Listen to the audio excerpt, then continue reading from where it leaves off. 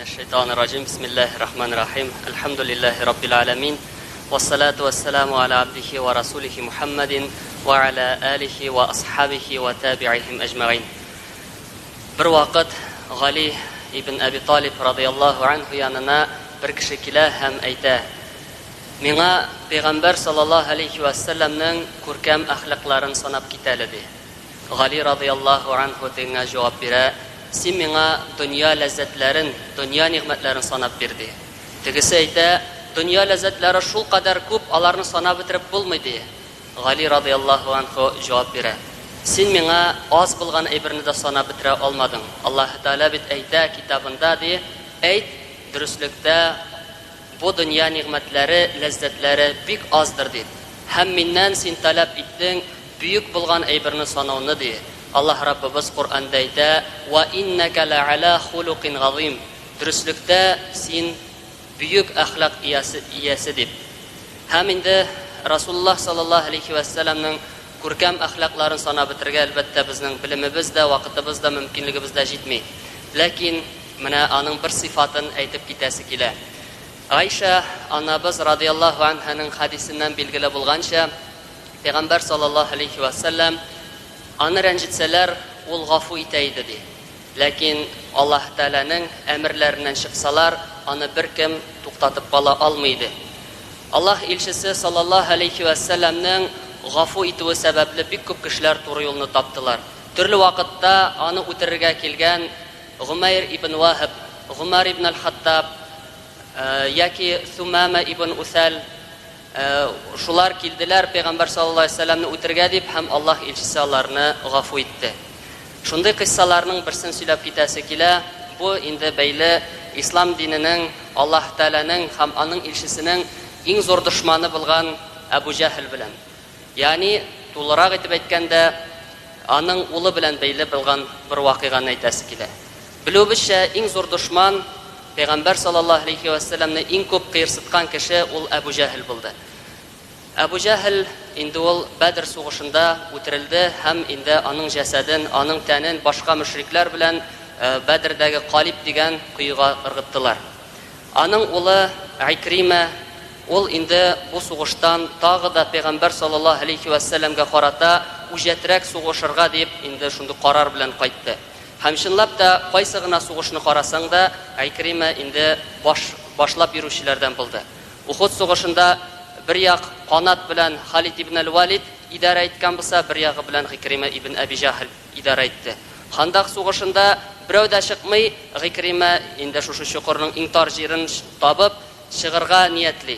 Endi Payg'ambar sallallohu alayhi va sallam Makkani yovlag'ash, endi Quraysh qabilasi bir fikrda bo'ldilar Muhammadga yo'l berga deb.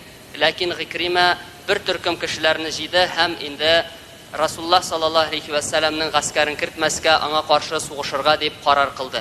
Ham endi ularni Xolid ibn al-Valid tarmar etgach, ol endi qochirga niyatladi Yaman yoqlarini.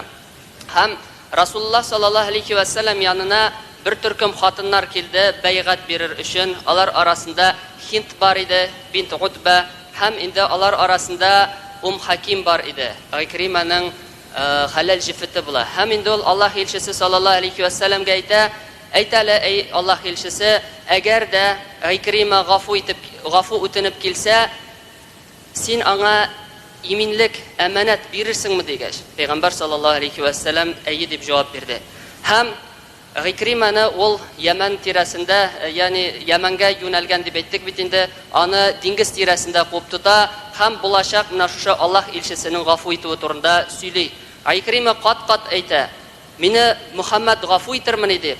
Ham endi xotini qat "Ayy" deb javob beradi. Chunki men kishilarning eng yaxshisidan, eng xayrlisidan keldim deydi. Ham Payg'ambar sallallohu alayhi va sallam bu vaqtda Makkada edi. U aytdi: "Tezdan sizning yanga mu'min bo'lgan holda, muhojir bo'lgan holda Ikrima kelir. Siz aning otasini sukmagiz" deydi. Chunki mayitlarni sugu mayitlarga borib erishmay, lekin isanlarning kayflarini tushiradi. Ham Ikrima radhiyallohu anhu kelib kirgach, ol Payg'ambar sallallohu alayhi va sallam suyinishidan turib bosdi, aning ridasi tushib ketdi, ustuna qoplay turgan yopmasi. Ham aytdi: "Marhaban bika" deydi. Ya'ni senga rahim etdi. ут монда ди. Һәм инде Гикрима радиллаһу анху әйтә: "Эй Мөхәммәд, син миңа нәрсә әмр итәсең?" ди. Аллаһ илчесе саллаллаһу алейхи ва саллям ислам баганаларын санап китте. Һәм син миңа нәрсә әйтергә әмр итәсең дигәч, Пәйгамбәр саллаллаһу алейхи ва саллям шәһадәт кәлимәләрен әйттерде. Һәм Гикримага Аллаһ Таала, Аллаһ илчесе саллаллаһу алейхи ва саллям әйтә: "Эй Гикрима, нәрсә турында телисең, шул турыда сора, Аллаһ Таалага дуга кылырмын, сиңа бирелер" дигәч, Гикрима ибн Аби Джахл радиллаһу анху әйтте: "Эй Аллаһ илчесе, Аллаһ Тааладан сора ди, һәрбер сиңа каршы чыккан вакытларымны Аллаһ Таала гафу итүен" ди.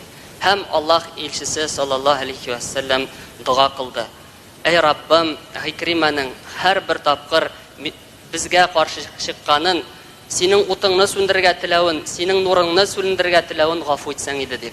Һәм инде Гикрима менә шушы әйбергә бик нык сөенде һәм ул әйтте: "Эй Аллаһ илчесе, элек җаһилият чорында синең утыңны, синең нурыңны, ягъни эй Аллаһ илчесе, элек җаһилият чорында Аллаһның нурын сүндергә тырышкан бүтән тырышлыкларымны 2 тапкыр арттырып, мин динне таратуга тотырмын" ди.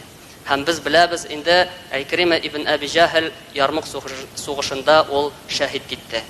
Менә шушы Расулуллаһ саллаллаһу алейхи ва саллямның гафу итә белүе, аны рәнҗетүчеләргә йомшак итеп җавап бирә белүе күп кешеләрнең туры юлны табуына сәбәп булды. Инде һәр барчаларыбызга да менә шушы күркәм үрнәктән үрнәкләнеп, гыйбрәт алып, бер-беребезне гафу итик, бер-беребезне яратыйк. Иншалла Аллаһ Раббыбыз җәннәтләрдә Пәйгамбәр саллаллаһу алейхи ва саллям аның сахабалары белән булуларыбызны Раббыбыз Аллаһ һәр барчаларыбызга да насип кылсын. Алхамдулиллаһи раббил аламин ва саллаллаһу тааля аля хайри халқихи Мухаммадин ва аля алихи ва асхабихи ва таби'ихим аҗмаин.